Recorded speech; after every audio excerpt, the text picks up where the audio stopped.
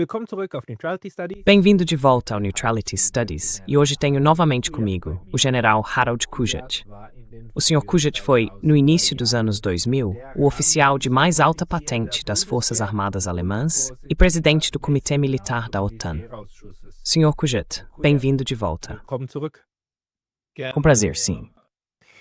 Herr Kujat, Sie haben vor kurzem Sr. Kujat, o senhor publicou recentemente na mídia um artigo sobre ideias ou possibilidades de paz com a Rússia. Poderia nos explicar brevemente como o senhor, como um realista da política europeia, vê neste momento as possibilidades de paz? Im Moment auf Friedensmöglichkeiten blickt. Bem, devo lembrar que nós éramos o grupo. Não fui eu sozinho, era um grupo. Entre outros, Peter Brandt, o filho mais velho de Willy Brandt, depois Michael von der Schulenburg, um ex-alto funcionário da ONU, e claro também Horst Teltschik, ex-assessor de política de segurança de Helmut Kohl, a quem conheço muito bem do nosso tempo juntos na Chancelaria Federal. Esse grupo já havia publicado uma proposta anteriormente, no final de agosto de 2023. Só que a situação naquela época era diferente. Desde então, é claro, os acontecimentos avançaram, especialmente a situação militar, que mudou de forma dramática. Die militärische Lage hat sich dramatisch verändert. Insofern waren die damaligen Vorschläge nicht mehr Nesse sentido, as propostas daquela época não podiam mais ser mantidas. No entanto, há algumas semanas estamos praticamente em um impasse. O presidente americano apresentou muito cedo uma proposta, 28 pontos, que deve ser entendida, é preciso dizer, não como resultado de negociações de paz, mas como base para o início dessas negociações. Os aliados europeus tentaram exercer sua influência sobre ela.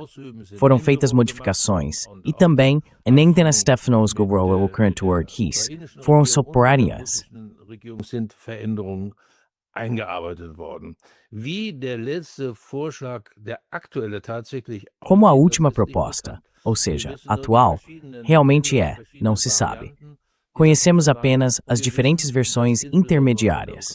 E sabemos que, segundo a Ucrânia, Zelensky fala em cerca de 10%, essas questões ainda não foram resolvidas. É claro que é preciso dizer que essas questões não podem ser resolvidas de antemão.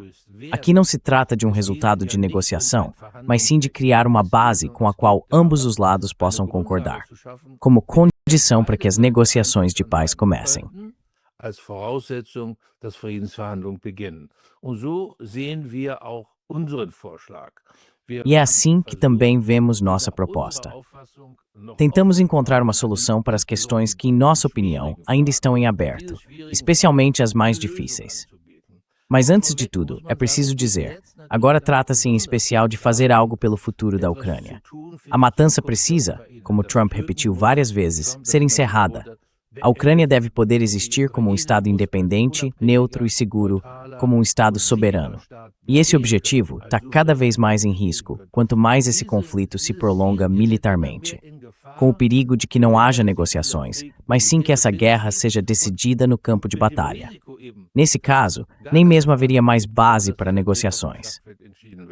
Dann braucht man auch keine Grundlage mehr für Verhandlungen. Ist die Ausgangssituation für uns gewesen. Dann haben wir Essa foi a situação inicial para nós. Em seguida, identificamos os diversos aspectos difíceis. O primeiro é a questão territorial, ou seja, existe uma solução para a exigência da Rússia de transformar uma área no leste da Ucrânia, sobre a qual ainda é preciso discutir de que território exatamente se trata, em território russo, e a Ucrânia estaria disposta a permitir isso? Depois há a questão da adesão à OTAN, que surge repetidamente, desempenhou um papel desde o início, e para a Rússia sempre foi algo inaceitável. É preciso dizer isso com toda clareza. E a terceira questão é sobre a extensão da presença das Forças Armadas ucranianas.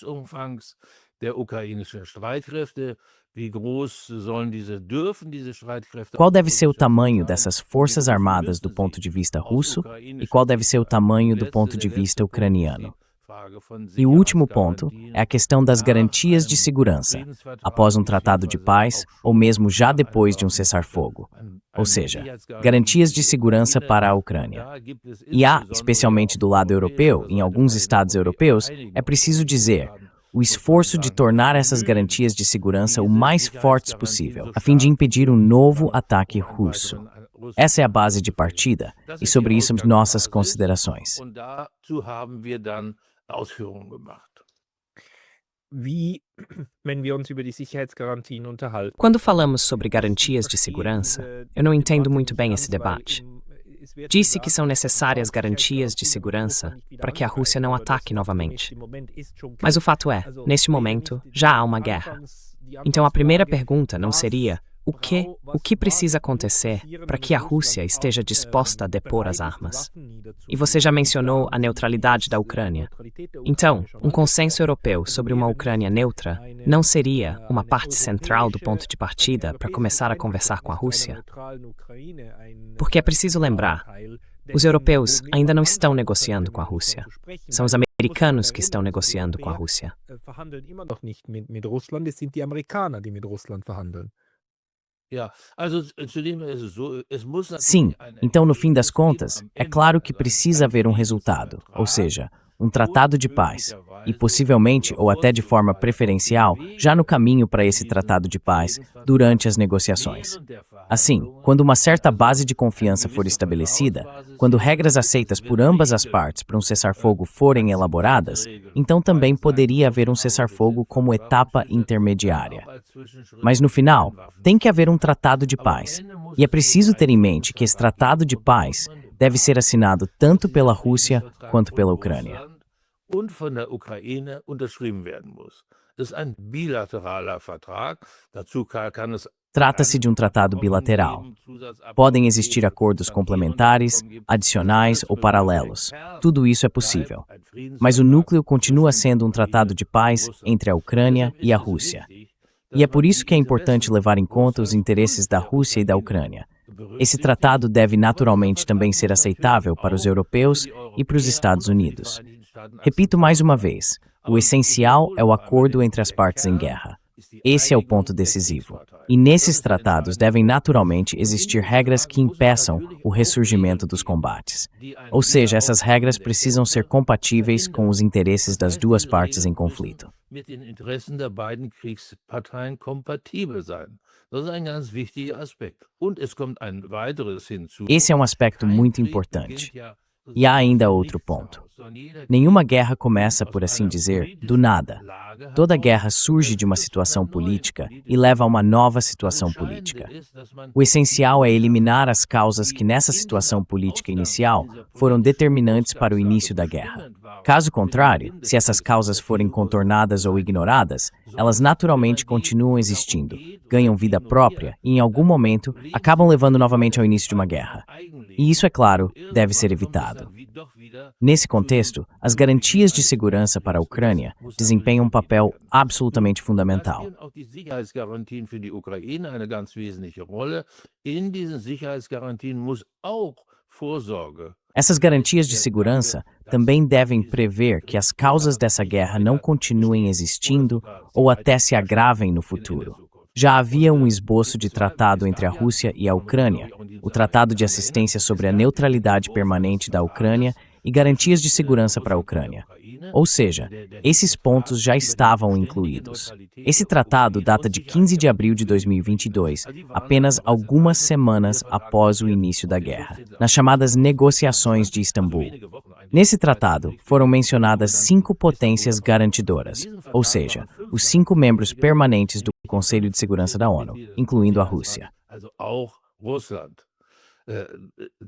Dieser Punkt war bis zum Ende eigentlich Esse ponto foi, na verdade, controverso até o fim, e por um motivo bastante simples. A Ucrânia insistiu que cada um desses estados garantes, em caso de ataque, agisse de forma independente dos demais e tomasse suas próprias medidas para defender a Ucrânia. A Rússia, por outro lado, havia exigido anteriormente uma votação entre as potências garantes, uma coordenação, por assim dizer. A Ucrânia viu isso como uma possibilidade de veto, ou seja, de bloquear a ajuda. Essa questão, no entanto, deveria ser discutida mais tarde entre os presidentes. Mas isso, naturalmente, não chegou a acontecer, porque a Ucrânia não deu continuidade às negociações. Weil die Ukraine die Verhandlungen nicht fortgesetzt hat. Man muss also jetzt eine Regelung finden, É preciso, portanto, encontrar agora uma regulamentação que exclua uma situação desse tipo. E existe a coalizão dos dispostos, que já se declarou pronta para isso. Os estados centrais são França, Reino Unido e Alemanha, mas há também outros países europeus que precisam participar dessas medidas de garantia. O ponto decisivo é que a designação dos estados garantes seja feita pela Ucrânia e que esses estados designados sejam aceitos pela Rússia. Trata-se, portanto, de um ponto muito difícil que precisa ser superado. Warum? Was ich nicht ganz O que eu não verstehe, entendo muito bem é por que precisamos de garantias de segurança? Em 1815, as 8 grandes potências do Congresso de Viena incluíram a neutralidade da Suíça nos tratados. E ninguém deu garantias. Foi o contrário. Disseram: Suíça, você deve garantir a segurança do passo alpino. E, aliás, se alguém quiser ocupar a Alta Saboia, você deve impedi-lo. Mas a ideia de uma Ucrânia neutra seria justamente que a própria Ucrânia neutra se tornasse uma zona de amortecimento, ou seja, um mecanismo de proteção para a Rússia, que, portanto, a neutralidade e a integridade do Estado tampão estariam no interesse da Rússia, onde, se esse cenário se concretizasse, ainda seriam necessárias garantias de segurança. Porque, por outro lado, a Ucrânia também seria um estado tampão para os europeus. Ou seja, seria do interesse de todos que ninguém invadisse aquele território. in allen Interesse, dass niemand dort Ja. Ja, Sie haben das Beispiel des Wiener Kongresses genannt. Sim, o senhor mencionou o exemplo do Congresso de Viena, e também pode citar o exemplo da Áustria. Aqui ocorreu algo semelhante. Na época, a Rússia, ou melhor, a União Soviética, insistiu em 1954 na neutralidade perpétua. E essa neutralidade nunca esteve em perigo. Nem aconteceu de a Rússia, por assim dizer, ter desrespeitado essa garantia de neutralidade. É algo que devemos ter sempre em mente. E o senhor mencionou com toda razão o termo zona de amortecimento. Esse é um ponto absolutamente crucial. Pufferzone, genau. Das ist ein ganz entscheidender Punkt. Dieses strategische Ziel hat Russland seit A Rússia tem perseguido esse objetivo estratégico desde meados da década de 1990. Criar uma zona de amortecimento, especialmente na região onde ficavam os antigos países do Pacto de Varsóvia e as 3 repúblicas soviéticas, os Estados Bálticos. Por que a Rússia perseguiu esse objetivo? Porque queria evitar que, caso soldados da OTAN e soldados russos se encontrassem frente a frente, uma falha técnica ou humana levasse a uma escalada que não pudesse ser controlada politicamente. Por isso essa distância. Deshalb dieser Abstand und gleichzeitig Ao mesmo tempo, os russos argumentavam naquela época que nessa zona, nesse cordão sanitário, digamos assim, poderiam surgir crises e conflitos que afetariam os interesses de segurança tanto da Rússia quanto da OTAN. E que, portanto, ambos os lados precisariam ser capazes de evitar o surgimento de uma guerra entre a OTAN e a Rússia, que pudesse resultar dessas crises e conflitos. Ou seja, para colocar de forma mais direta, apagar um fogo ainda incipiente antes que se transforme em um incêndio generalizado. Esse também foi o motivo pelo qual, no Acordo Fundamental OTAN-Rússia de 1997, foi incluída uma cláusula que essencialmente estabelecia um mecanismo para que, em tais casos, as partes pudessem dialogar e encontrar uma solução conjunta. eine gemeinsame Regelung zu finden, und das ist nach wie vor E do meu ponto de vista, esse sempre foi um ponto absolutamente decisivo na relação da OTAN com a Rússia. Isso também levou, em última instância, a uma fase de estreita coordenação política no Conselho OTAN-Rússia, mas também a uma cooperação muito próxima no campo militar. O grande erro que a OTAN cometeu aqui foi não ter levado suficientemente em conta, mais tarde, um acordo criado para preservar a paz e evitar uma guerra.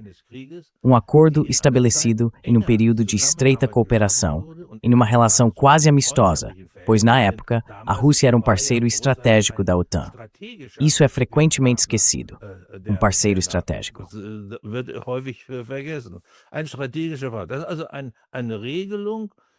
Portanto, trata-se de uma regulamentação criada em um período de estreita cooperação, mas que justamente quando seria realmente necessária, ou seja, a partir de 2008, foi suspensa.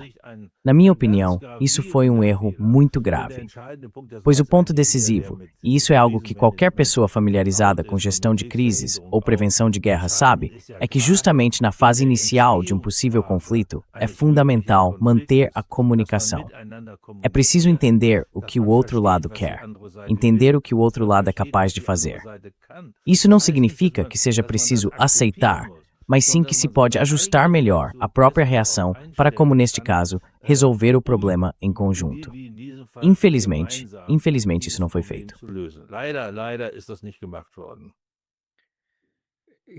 Sim, criaram uma reta e depois precisaram dela, simplesmente a jogaram fora.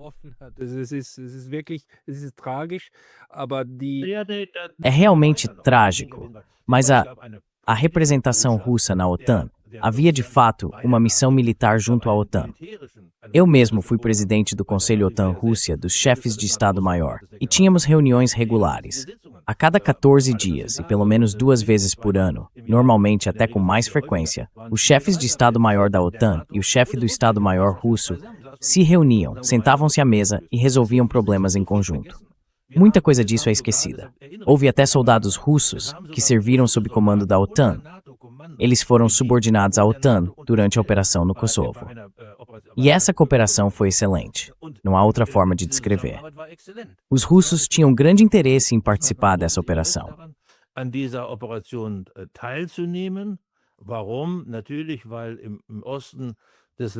Por quê? Naturalmente, porque no leste do país ainda há uma parcela muito significativa de cidadãos sérvios, ou seja, originalmente cidadãos da Sérvia. Eu mesmo negociei o acordo com a Rússia naquela época. Foi um passo extremamente importante na cooperação militar. Mas também realizamos muitas ações em conjunto com a Rússia, em situações que envolviam interesses russos. Por exemplo, após o naufrágio do Kursk, realizamos exercícios conjuntos de resgate de tripulações de submarinos em grandes profundidades, entre outras coisas. Cito apenas esses 2 exemplos. Houve muito mais que fizemos naquela época e que teve efeitos muito positivos.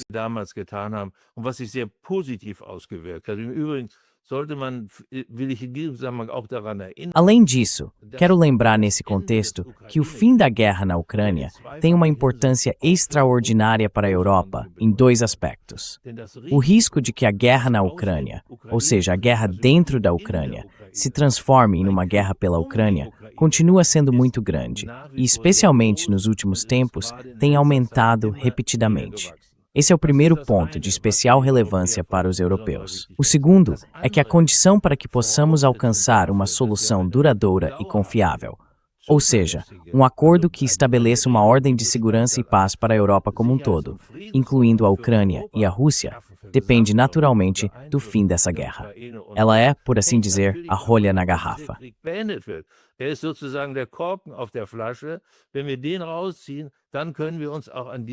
Se conseguirmos resolver isso, poderemos também nos dedicar a esse trabalho e recuperar o que deixamos de fazer em 1990. Ou seja, o fato de não termos implementado a Carta de Paris, nem acolhido outras propostas que vieram da parte russa nesse meio tempo. E do nosso ponto de vista, como também escrevemos em nossa proposta, poderíamos então não apenas firmar um acordo, mas concluir juridicamente e de forma vinculante entre os Estados participantes essa União Pan-Europeia, essa ordem de segurança e paz. Essa seria, na verdade, a solução de que precisamos. E a isso se somam várias outras coisas: tratados de desarmamento, acordos de controle de armamentos, medidas militares para estabilidade e construção de confiança, entre outras. Bom, já falei bastante. Jetzt habe ich aber lange geredet. Sim, mas todos esses são pontos muito, muito importantes. E é preciso também dizer o seguinte: a única potência europeia que há anos vem dizendo que precisamos de um acordo de segurança pan-europeu são os russos. E eles continuam dizendo isso agora, que é necessário um acordo para toda a Europa. Com isso, é claro, eles não querem dizer simplesmente que os europeus devem conseguir tudo o que desejam e que devemos entregar Putin à raia, mas sim que precisamos de um entendimento sobre como garantir juntos que não caiam bombas nem voem mísseis de um lado para o outro. Até que ponto o senhor vê o papel dos americanos, especialmente agora, quando os americanos parecem estar abrindo um novo capítulo com os europeus, ao quererem agora um pedaço da Europa, ou seja, a Groenlândia? Indem sie jetzt ein Stück Europa wollen, und zwar Grönland. Ja, ich will da einen Satz noch zu dem Punkt, den Sie gemacht haben. Quero acrescentar uma frase sobre o ponto que você mencionou. De fato, o então presidente russo Medvedev fez em 2008 uma proposta bastante concreta ao vincular esse acordo contratual a uma combinação do Ato de Helsinki, ou seja, do Tratado da CSCE, com a Carta de Paris. Também fazemos referência a isso em nossa proposta. Isso não significa que deva ser feito exatamente da mesma forma, mas serve, por assim dizer, como um ponto de referência para todos sobre como isso poderia ser feito. Quanto à questão da participação americana nesse acordo de paz, no momento, estamos em uma situação extremamente difícil nas relações da Europa com os Estados Unidos. E isso, naturalmente, está relacionado a vários fatores. Und das hängt zusammen natürlich mit verschiedenen Punkten. Wir haben in der Vergangenheit sehr oft No passado, muitas vezes simplesmente aceitamos o que foi exigido pelos Estados Unidos. Por exemplo, já no primeiro mandato do presidente Trump, aceitamos que o Tratado ENF, tão extremamente importante para a segurança da Europa e que tratava das armas nucleares euroestratégicas, fosse rescindido unilateralmente pelos Estados Unidos. Não deveríamos ter feito isso. Então o governo federal afirmou de forma bastante casual que a rescisão era inevitável. Não, ela não era inevitável de forma alguma. As acusações que os Estados Unidos fizeram à Rússia na época poderiam ter sido verificadas simplesmente reativando o regime de verificação do Tratado INF. des INF-Vertrages einfach reaktiviert hätte. Dann hätte man gewusst, ob es stimmt oder ob es nicht stimmt. Então teríamos sabido se era verdade ou não. Isso foi um erro enorme. E cometemos outros erros. Lembro apenas que um chanceler alemão estava ao lado de um presidente americano quando este disse: "Vamos destruir o seu fornecimento de energia." E não houve reação alguma. Bem, eu teria esperado pelo menos que ele dissesse: "O senhor deve saber que esse é um fornecimento de energia de importância fundamental para a nossa economia, para a nossa indústria." Não, coisas assim já aconteceram repetidas vezes no passado.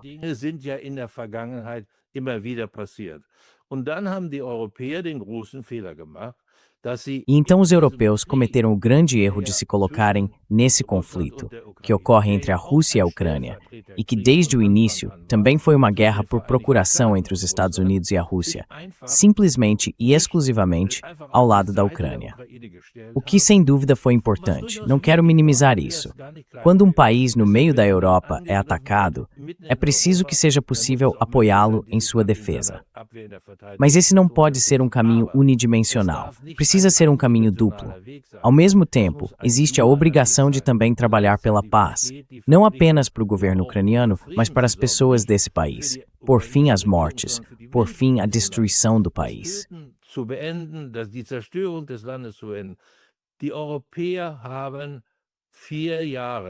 Os europeus, durante 4 anos, não tiveram nem a força nem a vontade de iniciar sequer uma proposta de acordo de paz desse tipo.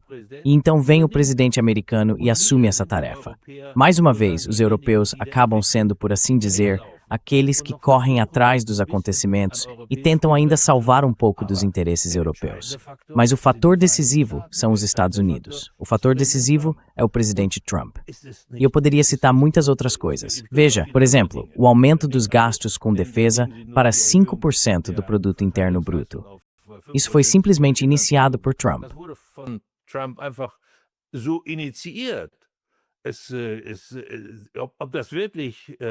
Se isso realmente foi calculado, como fizemos em 2004, quando exigimos que os gastos com defesa fossem aumentados para 2% do produto interno bruto, isso não está tão claro. Simplesmente seguimos constantemente esse procedimento de Trump. E agora a situação está sendo levada ao extremo.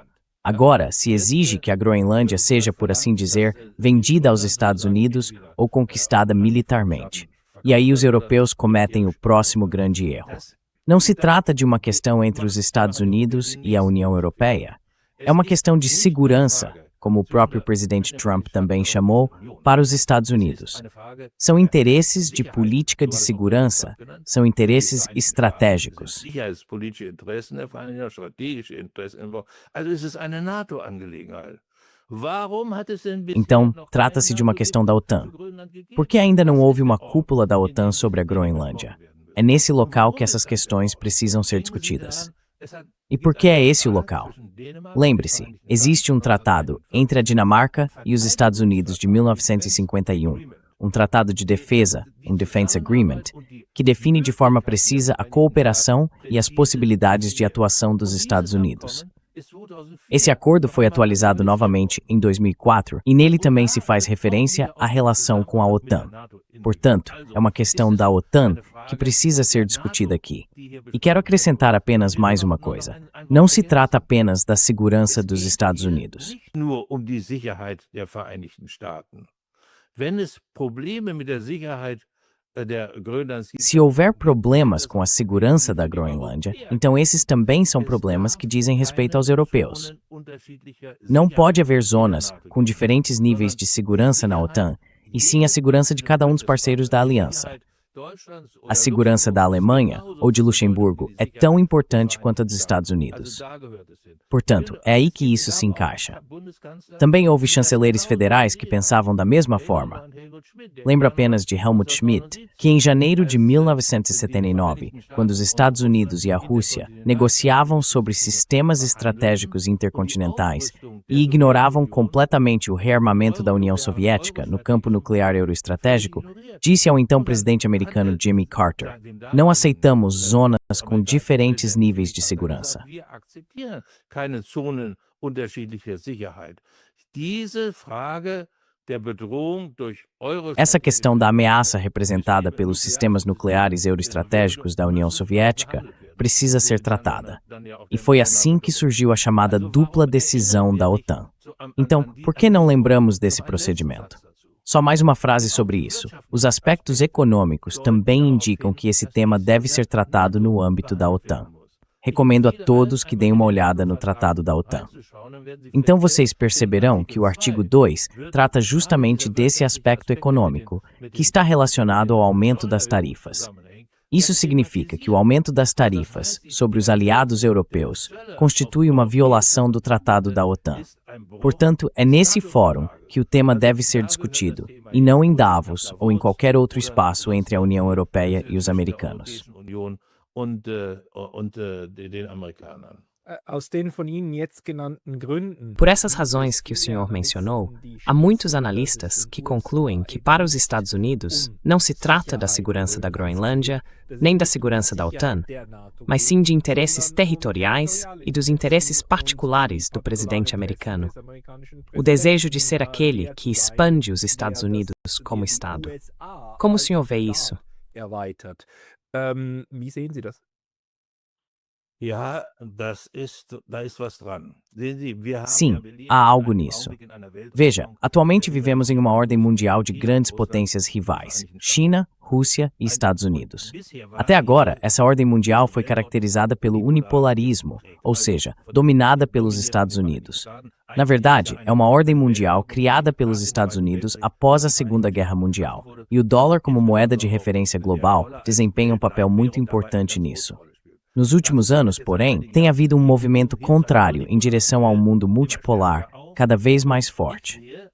E eu vejo o principal objetivo de segurança do governo americano em impedir que surja um mundo realmente multipolar, preferindo aceitar a rivalidade entre as grandes potências. Zu akzeptieren die Rivalität der großen Mächte.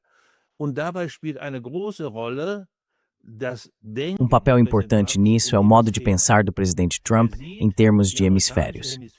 Ele vê o hemisfério americano, incluindo a Groenlândia e também a América do Sul, por assim dizer, como o quintal dos Estados Unidos. Afinal, a doutrina Monroe voltou à tona. Sim, até o Canadá se sente ameaçado. Esse é o hemisfério que ele enxerga. A Europa não tem papel algum nisso, e a OTAN também não. Mas a questão decisiva é: isso significa que ele também está disposto a conceder às duas grandes potências rivais um hemisfério próprio, ou não? Eine eigene Hemisphäre zuzugestehen oder nicht. Das ist und für Europa und insbesondere im E para a Verhältnis Europa, Europas zur especialmente no que Russland, diz wird respeito à diese relação Frage da Europa klären, com a Rússia, wenn es tatsächlich essa zu einer questão será esclarecida Friedensvereinbarung quando de mit der fato Ukraine houver kommt. acordo de Dann werden paz wir com a sehen, ob er Ucrânia. dazu bereit ist. Ich Então, habe aber veremos den se ele está Eindruck, disposto a isso. dass Mas tenho a das impressão de que ele quer Verhältnis normalizar zwischen cada den vez mais as Vereinigten Staaten und Russland relações immer entre os weiter Estados Unidos e a normalisieren will. Rússia. Und E auch, também, das hat como sein mostrou letzter sua Besuch recente vor visita à kurzem China, in ele China quer gezeigt, reduzir as auch tensões in existentes China com a die China, Spannungen, por die exemplo, ja em torno de Taiwan. durchaus bestehen in Considero Taiwan, isso indícios verringern de will. que ele Und das realmente halte pretende ich für conceder a essas duas Indizien, grandes dass potências sua tatsächlich própria auch esfera de diesen influência. beiden Großmächten Mas é eine claro, não tenho eigene certeza. Hemisphäre Como alguém zugesteht. poderia ter Aber certeza quanto à sicher política bin que o ich presidente natürlich Trump nicht. está Wie seguindo? kann man überhaupt sicher sein bei der Politik, die Präsident Trump verfolgt? Nein, nur wenn diese Interpretation Não, stimmt, apenas dann se essa bleibt, interpretação estiver dann correta, ist die então a logische conclusão lógica é que a Europa, Schlussfolgerung, como dass espaço Europa intermediário das zwischen relações der russo-americanas, russischen no fim das amerikanischen contas, assim Beziehungen como a selber Ucrânia, schlussendlich deve in ser, die na verdade, Ukraine neutralizada como uma zona de neutralisiert amortecimento. werden muss. É nisso que resultaria. Darauf würde es rauslaufen.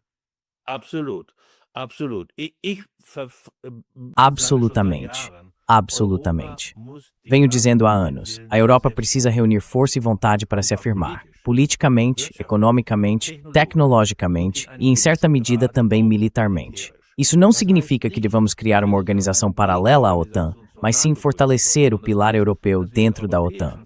Pois quanto mais fortes formos, com nossa contribuição para a segurança comum, maior também será a nossa influência na OTAN. A política de segurança da OTAN, afinal, une os interesses de segurança de todos os parceiros da aliança. Die sicherheitspolitischen Interessen aller Bündnispartner. Sie ist ein Kompromiss. Und je mehr man É um dazu compromisso, beiträgt, desto e quanto größer ist mais se natürlich auch der contribui, Einfluss. Daraus naturalmente, leiten ja auch die maior é a Vereinigten influência. Staaten, É daí que os Estados insbesondere Unidos também derivam, especialmente a sua dominância, digamos assim, dentro da OTAN, embora seja sempre preciso levar em conta que apenas uma pequena parte dos gastos de defesa dos Estados Unidos é destinada à OTAN. Normalmente considera-se o orçamento total. Mas se você olhar o mapa mundi e observar onde os americanos estão envolvidos, isso me parece completamente diferente. Dann sieht das völlig anders aus. Es sind natürlich gewiefte Hunde, zu sagen, dass das São, claro, espertos os que dizem que o orçamento total conta como gastos da OTAN. Mas alguém precisa me explicar como é que a base americana em Yokosuka contribui para a defesa da Europa. Enfim, deixemos isso de lado. Sr. Kujat, se Donald Trump não abrir mão dessa reivindicação sobre a Groenlândia e a Groenlândia for incorporada aos Estados Unidos, de uma forma ou de outra, a OTAN conseguiria sobreviver a isso? Kann die NATO das überleben? Das weiß ich nicht. Also ich spekuliere ungern. Não sei. Eu não gosto de especular. O certo é que isso seria um enorme golpe para a OTAN. E isso é particularmente grave porque a OTAN, nos últimos 15 anos, não desempenhou o papel que deveria desempenhar, mas acabou se dispersando. A guerra na Ucrânia teve um papel importante nisso. Essa aliança de defesa, de certa forma, se desgastou por conta própria.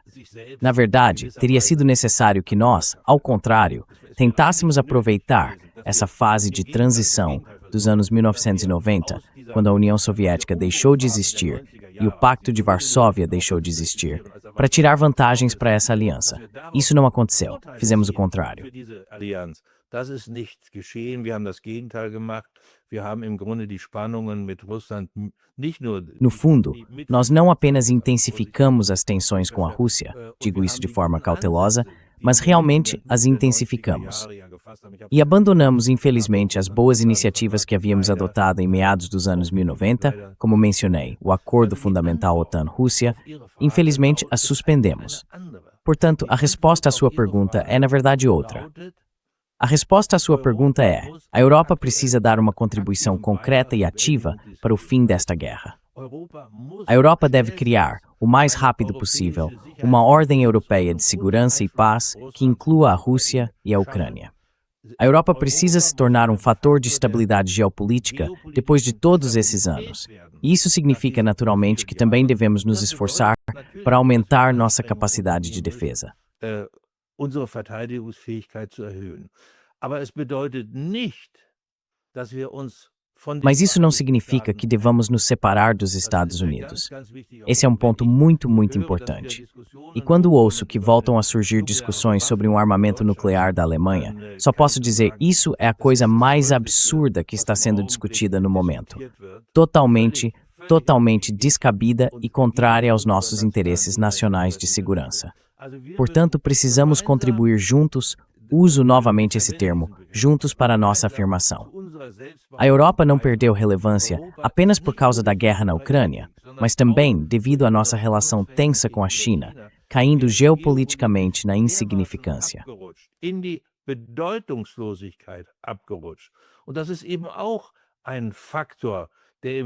E esse também é um fator que desempenha um papel na relação entre o governo americano e a Europa. Quando alguém se desmoraliza dessa forma, torna-se joguete de interesses como os que estamos presenciando agora. A Groenlândia e muito mais. Não, precisamos nos tornar um aliado adequado e maduro, digo deliberadamente não parceiro, dos Estados Unidos, que seja reconhecido, respeitado e levado a sério. Só assim poderemos defender nossos interesses de segurança europeus e nacionais, não apenas em relação à Rússia, não apenas em relação à China, mas também em relação aos próprios Estados Unidos.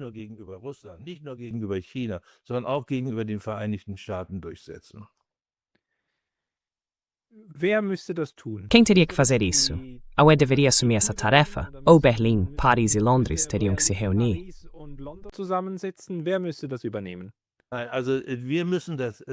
Quem teria que assumir isso? Isso precisa acontecer dentro da OTAN. A União Europeia é totalmente inadequada para isso. Eu nem mencionaria a União Europeia nesse contexto. Não quero me alongar sobre isso agora, mas isso precisa acontecer dentro da OTAN. E, naturalmente, os grandes países europeus precisam tomar a dianteira. Eu realmente mencionaria, aliás, o Reino Unido nem faz parte da União Europeia. Então, Reino Unido, França, Alemanha e Itália. Esses são, eu diria, os 4 países. Talvez também a Polônia, o que seria ainda melhor. Veja, a OTAN também está passando por uma prova de fogo.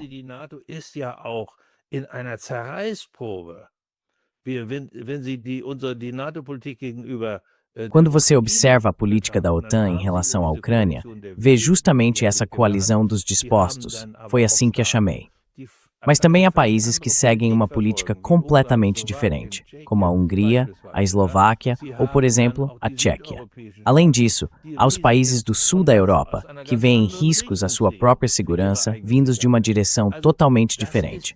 Portanto, manter a OTAN unida, esse é o ponto decisivo. E nisso, os 3 últimos secretários-gerais da OTAN fracassaram.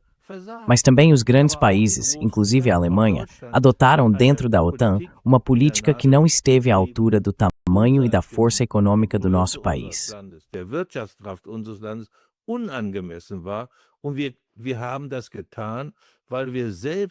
E fizemos isso porque nós mesmos eliminamos as condições para tanto. Ao tornarmos, com a reforma das Forças Armadas em 2011, a Bundeswehr praticamente incapaz de cumprir sua função de defesa nacional e de aliança, como exige nossa Constituição, destinando apenas a missões no exterior. E agora estamos tentando corrigir esse erro, mas algo assim leva muito, muito tempo.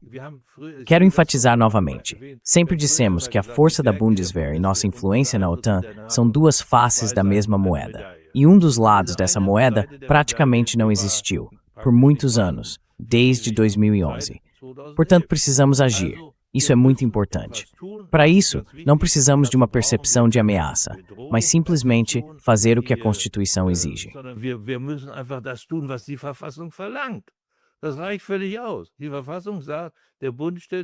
Isso é totalmente suficiente. A Constituição diz: a Federação cria forças armadas para a defesa. Ponto. Portanto, elas também precisam ser capazes disso. Esse é o ponto decisivo. Mas esses estados são capazes. Assim, também podemos defender nossos interesses de cabeça erguida. E isso diante dessas 3 grandes potências, Rússia, China e Estados Unidos, de cabeça erguida e sem cair nesse servilismo, como acontece agora, quando à margem de uma conferência, se realizam conversas sobre questões existenciais do nosso continente, sobre a continuidade dessa importantíssima organização de defesa, a OTAN. Isso é totalmente inadequado. Totalmente inadequado.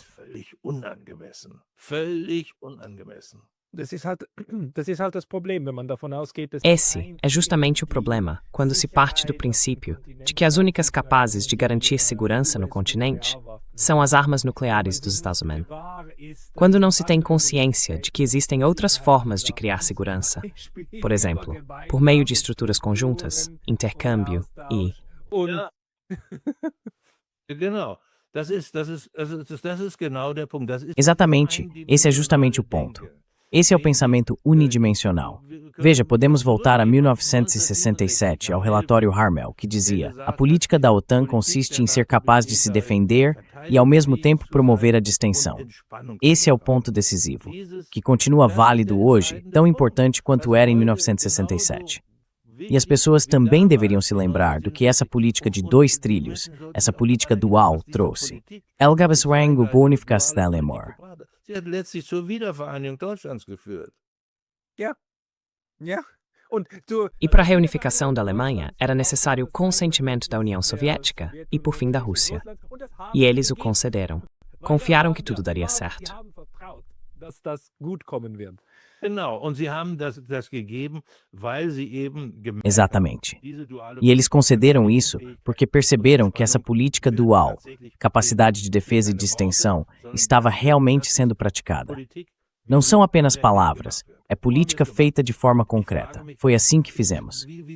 E eu me pergunto, como é hoje se o senhor tivesse que descrever em uma frase a política de segurança da OTAN? O senhor teria dificuldades. De qualquer forma, aquela dimensão, aquela grandeza que na época também se expressava geopoliticamente, talvez até principalmente em termos europeus, isso já não se encontra hoje. Die finden Sie heute nicht. Fico um pouco frustrado com o fato de que as pessoas que pensam apenas, e há muitas assim, mas que pensam apenas em dissuasão, esquecem completamente que não existe segurança melhor do que quando ninguém quer te atacar. Sem inimigos, há segurança.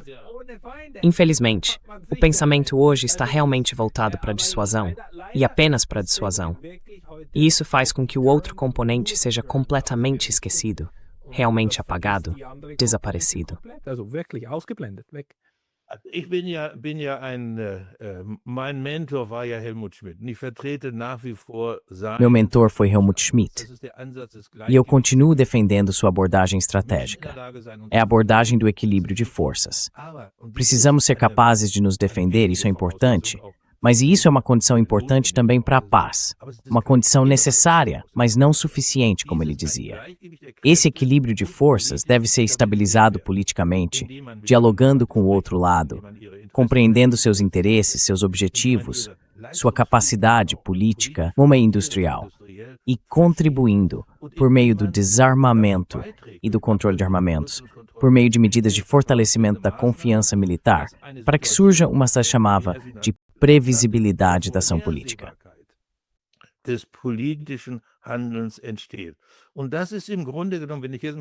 E no fundo, se eu falar agora como militar, é exatamente isso que precisamos em uma avaliação de situação militar. Há a nossa própria situação e há a situação do inimigo, e é preciso conhecê-las bem para chegar à conclusão correta. É simples assim, todo tenente aprende isso. Mas os políticos, esses não aprendem. Por isso é preciso entender o que o outro lado pode, faz, quer e realmente faz. E não apenas interpretações de como gostaria de ver o caso.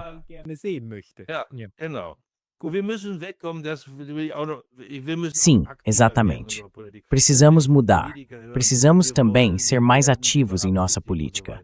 Quando ouço políticos dizerem, queremos, vamos, pretendemos e assim por diante, eu sempre digo, tudo bem, mas será que vocês não podem também dizer, fizemos isso e aquilo aconteceu, isso e aquilo alcançamos, coisas desse tipo. No fim das contas, é como posso dizer também uma questão de competência. E é justamente isso que se vê nesse debate sobre a Groenlândia. Falta realmente competência. Es fehlt auch wirklich an Kompetenz. Deshalb wiederhole ich nochmal, wer sich wirklich dafür interessiert. Por isso, repito mais uma vez, quem realmente se interessa pelo assunto deveria dar uma olhada no acordo entre a Dinamarca e os Estados Unidos, pelo menos no acordo atualizado de 2004. E também deveria ler o artigo 2 do Tratado da OTAN. Assim, talvez entenda que o local da decisão, o local do equilíbrio entre os aliados, deve estar dentro e não fora daquilo que temos em termos de organizações e de possibilidades. E isso é justamente a OTAN. Temos um comitê militar que pode avaliar as questões de forma neutra, militar e estratégica e apresentar seu parecer ao Conselho da OTAN. E é lá que os chefes de Estado e de governo podem realmente tentar encontrar uma solução que seja aceitável tanto para os Estados Unidos quanto razoável para a Dinamarca e para a Groenlândia. Se uma solução é o que se busca, mas veremos o que resultará disso. As próximas semanas serão decisivas. General Kujat, muito obrigado pelo seu tempo hoje. Agradeço a você. Tudo de bom.